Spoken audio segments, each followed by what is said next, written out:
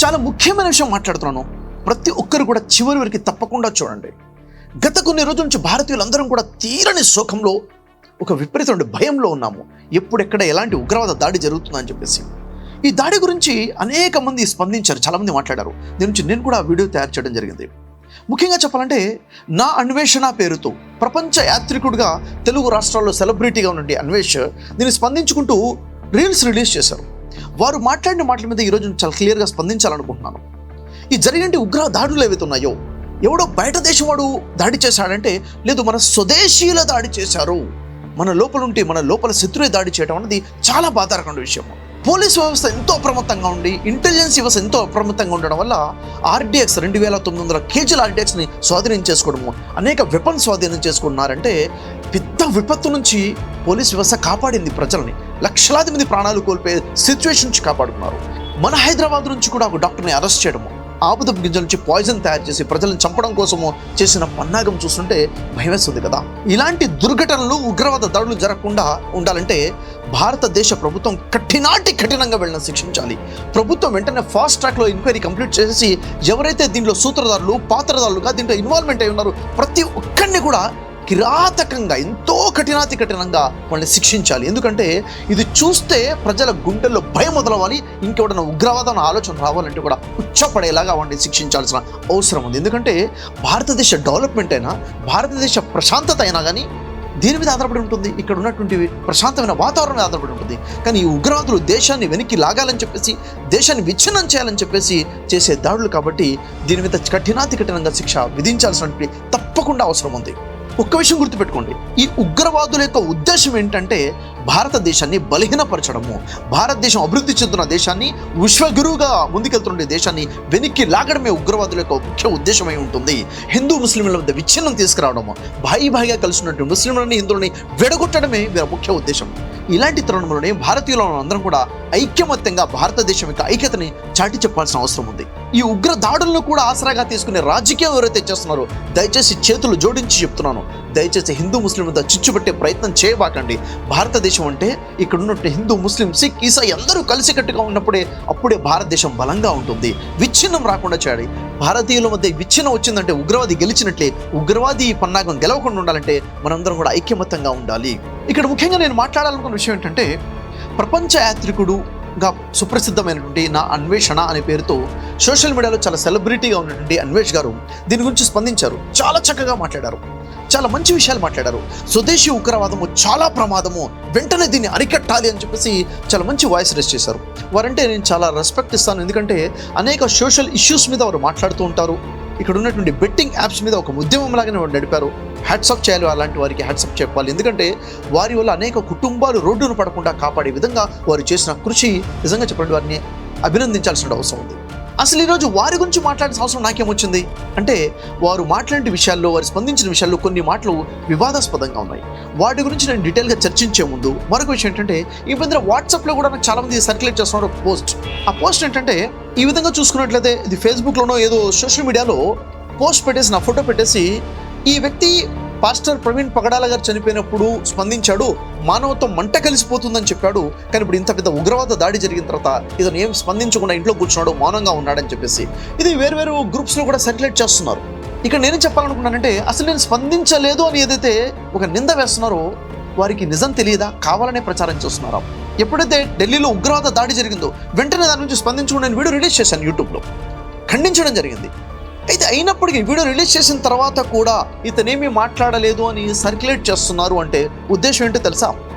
Video చూసిన వాళ్ళకే తెలుస్తుంది నేను మాట్లాడానా లేదన్నది. వీడియో చూడని వాళ్ళకి నిజంగా ఇతను మాట్లాడలేదేమో. అంటే ఇక్కడ హిందూ ముస్లింల మధ్య ఒక విచ్ఛిన్నము, ఒక వ్యక్తిని డిఫేమ్ చేసే ప్రయత్నం చేస్తున్నారు. దయచేసి ఇలాంటి వారికి చేతులు జోడించి నమస్కరించి నేను చెప్పేది ఏంటంటే, దయచేసి ప్రజల మధ్య చిచ్చు పెట్టబాకండి. ఇప్పుడున్న సమస్య చాలా పెద్దగా ఉంది. పొరుగు శత్రు దేశాల నుంచి ఎలా కాపాడుకోవాలి, దేశంలో ఉన్న శత్రువు నుంచి ఎలా కాపాడుకోవాలి అన్న దృష్టి పెట్టాలా, లేకపోతే మన మధ్య ఉన్నటువంటి ఐక్యత, సమైక్యతని దెబ్బతీసే విధంగా ఇలాంటి దుష్ప్రచారం చేసుకుంటూ వెళ్ళాలా? నేను కేవలం ప్రవీణ్ పగడాల గారి విషయంలోనే స్పందించడం కాదండి, నేను స్పందించిన విషయాలు చూసుకున్నట్లయితే చిలుకూరు బాలాజీ టెంపుల్ ప్రధాన అర్చకుల మీద ఎప్పుడైతే దాడి జరిగిందో అప్పుడు కూడా నేను స్పందించాను. వెళ్ళి ప్రధాన అర్చకులు గారిని కలిశాను, మాట్లాడాను, ఆ విషయాన్ని ఖండించాను.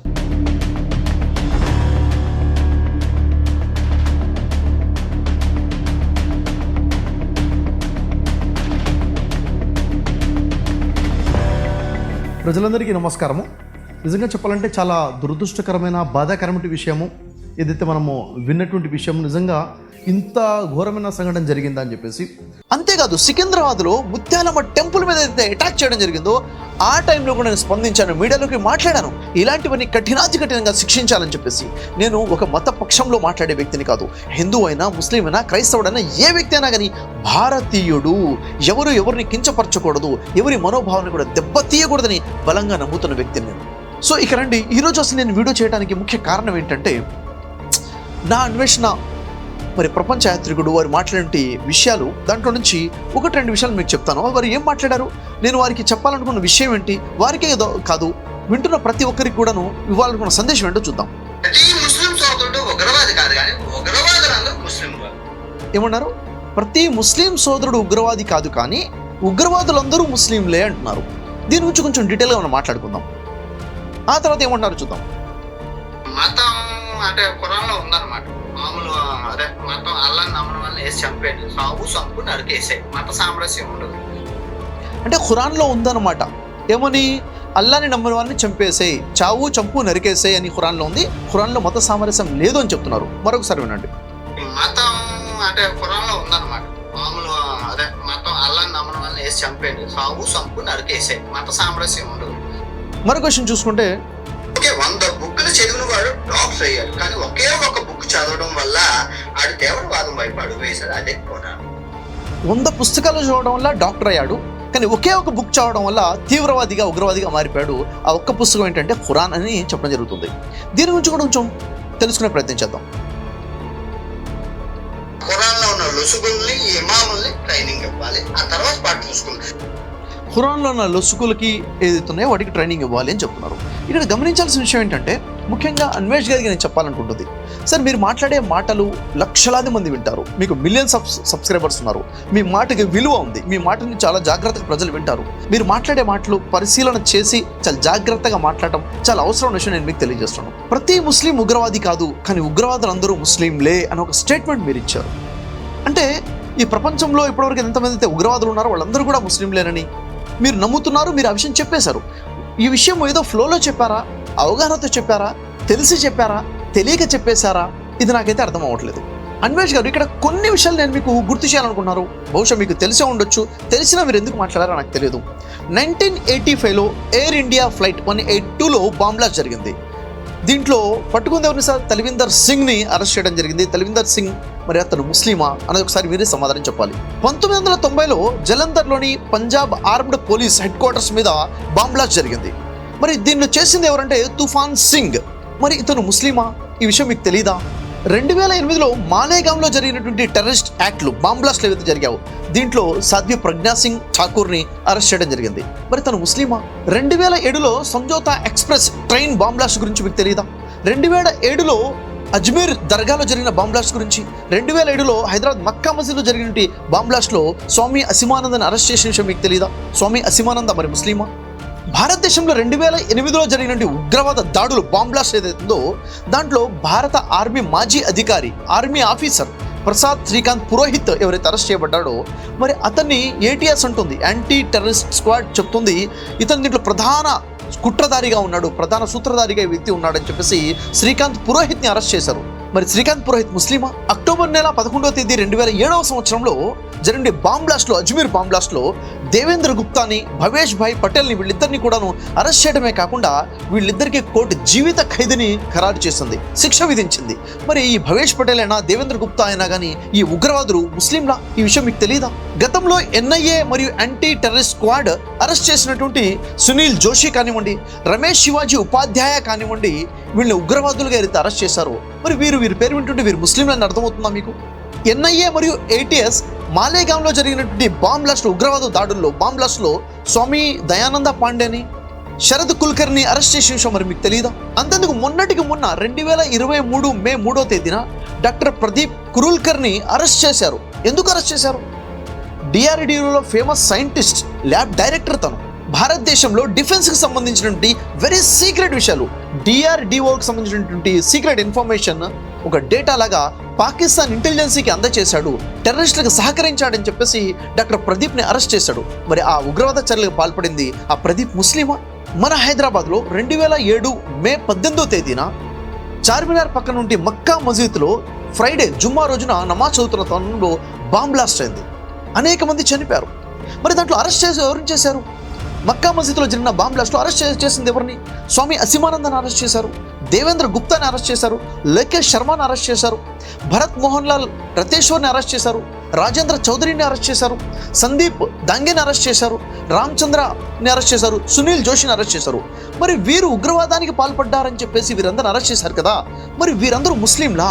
ఉగ్రవాదులందరూ ముస్లింలని మీరు స్టేట్మెంట్ ఇచ్చారు కదా. మరి అవగాహన లేకుండా చెప్పారా? 2006 సెప్టెంబర్ 8న మరి 2008 సెప్టెంబర్ 29వ తేదీన 2 సంవత్సరాల గ్యాప్తో ఒకే ప్రదేశంలో ఒకే మాలేగాంలో బాంబ్ బ్లాస్టులు జరిగాయి. ఒకసారి 45 మంది చనిపోయారు. దీనికి పాల్పడింది ఎవరంటే ఏటీఎస్ సంస్థ క్లియర్గా చెప్తుంది, అభినవ్ భారత్ సంస్థ పాల్పడింది అని చెప్పేసి. మరి ఈ సంస్థ ముస్లింల దీంట్లో పార్టిసిపేట్ చేస్తుంది. అన్వేష్ గారు, ఇక్కడ మీరు సమాధానం చెప్పాల్సింది ఏంటంటే, సంజోతా ఎక్స్ప్రెస్ ట్రైన్ ఏదైతే ఢిల్లీ నుంచి లాహోర్ వెళ్తున్న ట్రైన్లో 2007 ఫిబ్రవరి 18వ తేదీన బాంబ్ బ్లాస్ట్ అయి 68 మంది చనిపోయారు. మరి బాంబ్ బ్లాస్ట్ చేసింది ఎవరిని అరెస్ట్ చేశారు? అరెస్ట్ చేసిన పేర్లు ఒకసారి స్టడీ చేయండి. ఆ పేర్లు చూస్తే మీకు తెలుస్తుంది అది వారు ఏ మతానికి సంబంధించింది వారు అని. 2007 అక్టోబర్ 11వ తేదీన రాజస్థాన్లో జరిగినటువంటి బాంబ్ బ్లాస్ట్లో ఎవరు పట్టుబడి పేర్లు ఒక్క ముస్లిం పేరు లేదే. 2008 సెప్టెంబర్ 29వ తేదీన ఒకే రోజు భారతదేశంలో గుజరాత్లో మరి మహారాష్ట్రలో 2 దగ్గర బాంబ్ బ్లాస్టులు జరిగాయి, ఉగ్రవాద చర్యలు జరిగాయి, బాంబులు పేలే. మరి ఇక్కడ పట్టుబడింది ఎవరిని సార్? పట్టుకుంది ఎవరిని? అభినవ్ భారత్ సంస్థ అని చెప్పేసి తేల్చి చెప్పారు కదా. మరి ఇది ముస్లింలకు సంబంధించింది కాదు కదా, అక్కడ అరెస్ట్ అయింది ముస్లిమ్స్ కాదు కదా. ఉగ్రవాదులందరూ ముస్లింలని ఎలా చెప్పారు మీరు? కేవలం భారతదేశానికి సంబంధించిన కొన్ని విషయాలు నేను చెప్తున్నాను. ముస్లింలు ఉగ్రవాదాన్ని పాల్పడలేదా అంటే పాల్పడ్డారు. ముస్లింలు ఉన్నారు, సిక్కులు ఉన్నారు, హిందువులు ఉన్నారు, క్రైస్తవులు ఉన్నారు. అన్ని మతాలకు సంబంధించిన వారు కూడా ఉగ్రవాదికి మతము లేదు అన్న విషయం గుర్తించాలి. ఇక్కడ మీ స్టేట్మెంట్ ఏదైతే ఉందో, ముస్లింలందరూ ఉగ్రవాదులు కాదు కానీ ఉగ్రవాదులందరూ కూడా ముస్లింలే అన్న స్టేట్మెంట్ 100% తప్పు. నాకు తెలిసి మీరు తెలియక చెప్పుంటారు, ఏదో ఫ్లోలో టంగ్ స్లిప్ అయి ఉంటారు. కాబట్టి ఈ విషయాన్ని మీరు తెలుసుకొని ప్రజలకు తెలియజేయాల్సిన అవసరం ఉంది. ఎందుకంటే ప్రజల్లో ఒక నెగిటివిటీ రాకుండా ఉండాలి. మతానికి ఉగ్రవాదానికి సంబంధం లేదు. అన్వేష్ గారు, మీరు ప్రపంచ దేశాలు తిరుగుతున్నారు, మీరు ప్రపంచ దేశాలు అనేక దేశాలు చూస్తారు.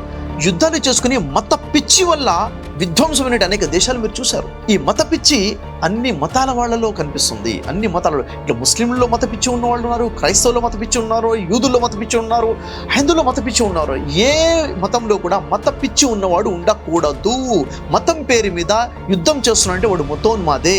వాస్తవానికి ధర్మ గ్రంథాలు ఏవైతున్నాయో, మన వేద శాస్త్రాలు ఉన్నాయి, భగవద్గీత ఉంది, బైబిల్ ఉంది, ఖురాన్ ఉంది. ఏ గ్రంథం కూడాను ఉగ్రవాదాన్ని ప్రోత్సహించదు. ఏ గ్రంథం కూడా వేరే వాడిని చంపమని చెప్పడం లేదు అన్యాయంగా. ఇక్కడ అన్వేష్ గారు, మీరు చెప్పిన మరొక విషయం ఏంటంటే, 100 పుస్తకాలు చదివి ఒక వ్యక్తి డాక్టర్ అయ్యాడు, కానీ వాడు ఒకే ఒక పుస్తకం చదివి ఉగ్రవాది అయిపోయాడు. ఆ ఒక్క పుస్తకమే ఖురాన్ అని చెప్పారు. చాలా పెద్ద స్టేట్మెంట్ ఇచ్చారు మీరు ఇక్కడ. ఖురాన్ అనే గ్రంథం చదవడంలో వాడు ఉగ్రవాదిగా మారాడని మీరు ఏ ఆధారంతో చెప్పారు? మీరు క్లియర్గా ఏం చెప్పారంటే, ఖురాన్లో ఉందన్న మాట, అల్లాని నమ్మని వాళ్ళని చంపేయమని ఉంది, చావు చంపు నరకే అని ఖురాన్ బోధిస్తుంది. మత సామరస్యం ఉండదు ఖురాన్లో అని చెప్పారు. మీరు ఖురాన్ చదివి చెప్తున్నారా, చదవకుండా చెప్తున్నారా, ఖురాన్ అర్థం చేసుకుని చెప్తున్నారా? మీరు చాలా పెద్ద స్టేట్మెంట్ ఇచ్చేశారు. ఇక్కడ మీరు ఖురాన్ అన్నారు కాబట్టి నేను మాట్లాడుతున్నాను అనుకోబాకండి.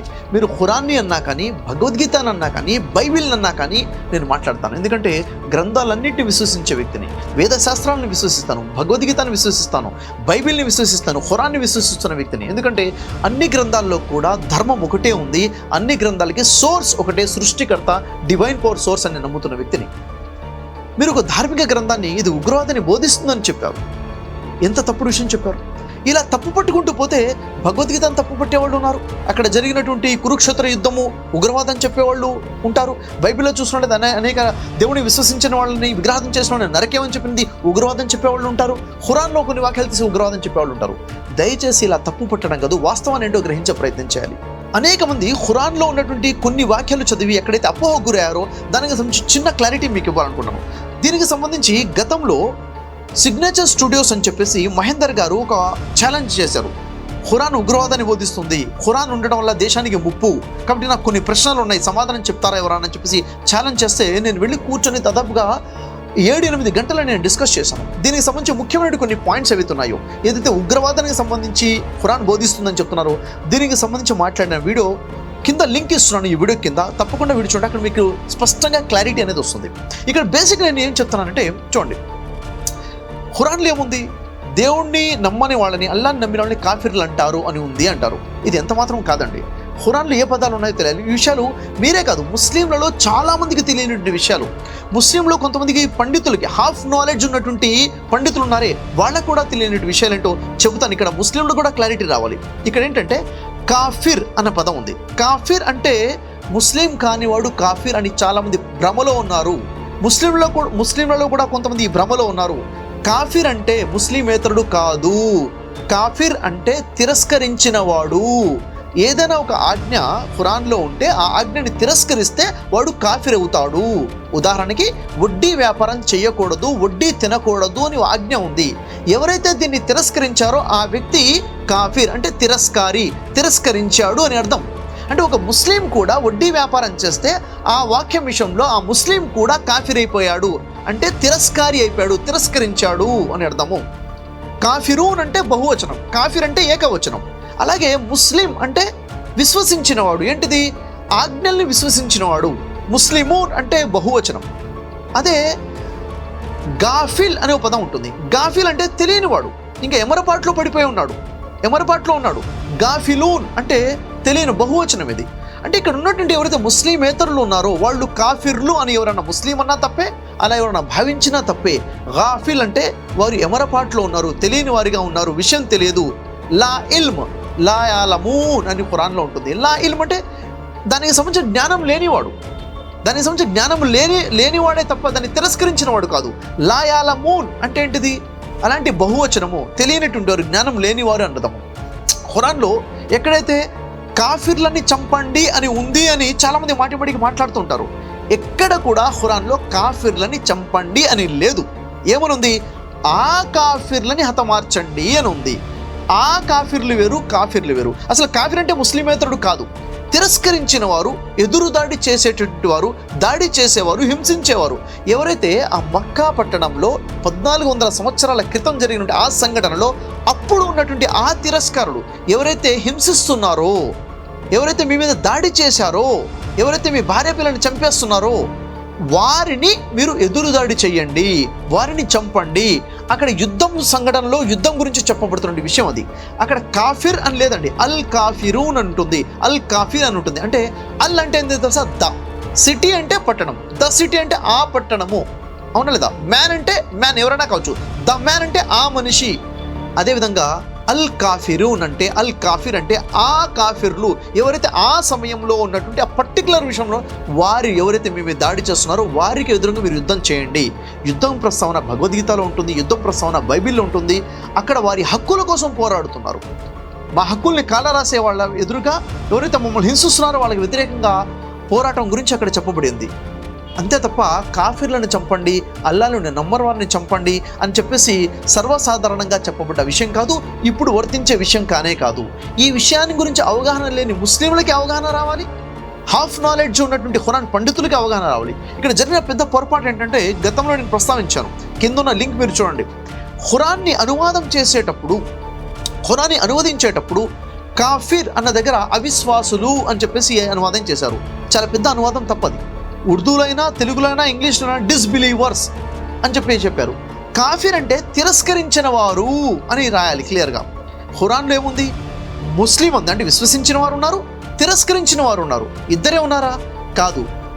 లాయాలమూన్ ఉన్నారు, విషయం అవగాహన లేని వారు ఉన్నారు. గాఫిలూన్ ఉన్నారు, అంటే ఎమరపాట్లో పడిపోయి ఉన్నవారు ఉన్నారు. మోమినీన్ ఉన్నారు, బలంగా విశ్వసించిన వారు ఉన్నారు. కాబట్టి ఇన్ని కేటగిరీస్ ఉన్నాయి. ఈ అవగాహన లేకుండా కేవలం ఇద్దరే ఉన్నారండి, ఒకడు ముస్లిం ఉన్నాడు, రెండోది కాఫిర్ ఉన్నాడు, ముస్లింలు కాని వాళ్ళందరూ కాఫిర్లే అని ఎవరైతే ముస్లింలు బోధిస్తున్నారో అది హాఫ్ నాలెడ్జే, అది తెలియనితనమే. ఎవరైతే ముస్లిమేతరులు మమ్మల్ని అందరినీ కూడా ఖురాన్ కాఫిర్ అంటుంది, కాఫిర్ని చంపమంటుంది అన్నది పెద్ద నింద, అపోహ, పొరపాటు. మీరు అన్నారు అన్వేష్ గారు, ఖురాన్లో ఉన్న లొసుగులోనే క్లియర్ చేయాలంటున్నారు. ఖురాన్లో ఎక్కడ లొసుగులు లేవు. భగవద్గీత, బైబిల్, ఖురాన్ ఏవైతే గ్రంథాలు ఉన్నాయో దైవ గ్రంథాలుగా ఉన్నాయి. దాంట్లో ధర్మం ఉంది. దాన్ని మనం అర్థం చేసుకోవడంలో తప్పుగా ఉంటే మన అవగాహనలో లొసుగులు ఉన్నాయి. మీరు చెప్పినట్టుగా ఏ ఇమాములు అయితే ఇలాంటి ఆలోచన కలిగి ఉన్నారో వారిని సరిచేయాలి, ట్రైనింగ్ ఇవ్వాలి, 100% నేను ఒప్పుకుంటాను. ఏ హాఫ్ నాలెడ్జ్ ఇమాములు అయితే ఉన్నారో, ఏ హాఫ్ నాలెడ్జ్ ఖురాన్ పండితులు అయితే ఉన్నారో, ఖురాన్లో ముస్లిమేతరులే కాఫిర్లు, కాఫిర్లందరూ ముస్లిమేతరులందరూ కాఫీర్లే అన్న ఆలోచన ఉన్నారో ఆ విషయాన్ని పూర్తిగా ఖండిస్తున్నాను. ఆ విషయాన్ని ఖురాన్ ఎక్కడ కూడాను ముస్లిమేతరులందరూ కూడా కాఫీర్లే అని చెప్పలేదు. తిరస్కారులు, మీరు ఏం చెప్పారని వారు తిరస్కరించారు? మీరు ఏదైనా విషయం చెప్తే వారు తిరస్కరిస్తే తిరస్కారులు అవుతారు. కాబట్టి ఇక్కడ ఎవరు తిరస్కారులు కాదు, తిరస్కరించిన వాడు మాత్రమే తిరస్కారం అవుతాడు. కాబట్టి ఈ విషయాన్ని డీటెయిల్గా తెలియాలనుకుంటే కింద ఉన్నటువంటి ఈ వీడియో కింద లింక్ ఇస్తాను, ఆ డిస్క్రిప్షన్లో ఆ లింక్ చూడండి, డీటెయిల్గా మీకు తెలుస్తుంది. సో అన్వేష్ గారు, మరొకసారి చెప్తున్నాను, మీరు చేస్తున్నటువంటి సేవ ఏదైతే ఉందో, మీరు అనేక దేశాలు తిరగడం, ఆ దేశాలు, ప్రపంచంలో ఉన్నటువంటి దేశాల గురించి మన తెలుగు రాష్ట్రాల్లో ఉన్న వాళ్ళకి అవగాహన కల్పించుకుంటూ మీరు చేసే కృషి అభినందనీయము. మరి మీరు సోషల్ కాజ్ కోసం మీరు ఏదైతే మాట్లాడుతున్నారో, ఇంకా ముఖ్యంగా బెట్టింగ్ యాప్స్కి వ్యతిరేకంగా మీరు చేస్తున్న ఉద్యమం నిజంగా చాలా హర్షణీయము, చాలా ఆనందంగా, నేను చాలా హ్యాపీగా ఫీల్ అవుతున్న విషయం. ఇక్కడ ఏదైతే మీరు పొరపాటుగా చేశారో, ఎందుకంటే చాలా వైరల్ అయిపోయింది, మిలియన్స్ ఆఫ్ పీపుల్ చూసి నన్ను చాలామంది ప్రశ్నిస్తున్నారు. షఫీ గారు, మీరు ఏమైనా స్పందించండి. ఇక్కడ ఖురాన్ ఉంది కాబట్టి స్పందించడం కాదండి, బైబిల్ విషయమైనా భగవద్గీత విషయమైనా నేను స్పందిస్తాను. గ్రంథాలన్నింటినీ సమానంగా విశ్వసించేవాడిని. నేను ఇప్పుడు ఏం చెప్తున్నానంటే, ఉగ్రవాదానికి మతం లేదు, ఉగ్రవాదానికి మతం లేదు. ఏ ధర్మ గ్రంథం కూడా ఉగ్రవాదాన్ని బోధించడం లేదు. ఖురాన్లో చూసుకున్నట్లయితే 5వ సూరా 32వ వాక్యంలో ఉంటుంది, ఒక మానవుని అన్యాయంగా చంపితే వాడు సమస్త మానవుని చంపినంత సమానము, అంత పెద్ద పాపని ఒడిగొట్టుకున్నాడు. ఎవరైనా ఒక వ్యక్తి, ఒక మనిషి ప్రాణాలు కాపాడితే మానవులందరి ప్రాణాలు కాపాడినంత పుణ్యాన్ని సంపాదించుకున్నాడు అని చెప్పారు. అంటే మత సామరస్యం ఎందుకు లేదండి? పొరుగోడు ఆకలిగా ఉంటే నువ్వు కడుపు నిండా భోజనం చేసి పడుకుంటే నువ్వు నిజమైన ముస్లిమే కాదన్నారు. పొరుగోడు ముస్లిం అని కాదు, ఎవడైనా కానివ్వండి, మత సామరస్యం ఎందుకు లేదు? అందరూ కూడా కలిసికట్టుగా ఉండాలని, అందరూ కూడా ఒకే జంట సంతానమని, ఆదమావ సంతానమని, రక్త సంబంధం ఉందని చెప్పేసి బోధించే గ్రంథం ఖురాన్. అయితే ముస్లింలలో ఎవరైనా తీవ్రవాదులు ఉంటే ఖురాన్కి సంబంధం లేదు. ఏ విధంగా అయితే హిందువుల్లో తీవ్రవాదులు ఉంటే, క్రైస్తవుల్లో తీవ్రవాదులు ఉంటే, భగవద్గీతకి, వేదాలకి, ఖురాన్కి సంబంధం లేదు. కాబట్టి నేను చెప్పాలనుకున్న విషయం మీకు అర్థమైంది అనుకున్నాను. దయచేసి దీన్ని పాజిటివ్గా తీసుకోండి. భారతదేశాన్ని విచ్ఛిన్నం చేసేటటువంటి ఈ ఉగ్రవాదుల్ని తీవ్రంగా శిక్షించి, మరొకడు ఎవడు కూడా ఉగ్రవాద ఆలోచనలు చేయాలంటే వాడికి ఉచ్చపడేలాగా, గుండె వణికేలాగా వాడిని శిక్షించాల్సిన అవసరం ఉంది. జై హింద్, జై భారత్.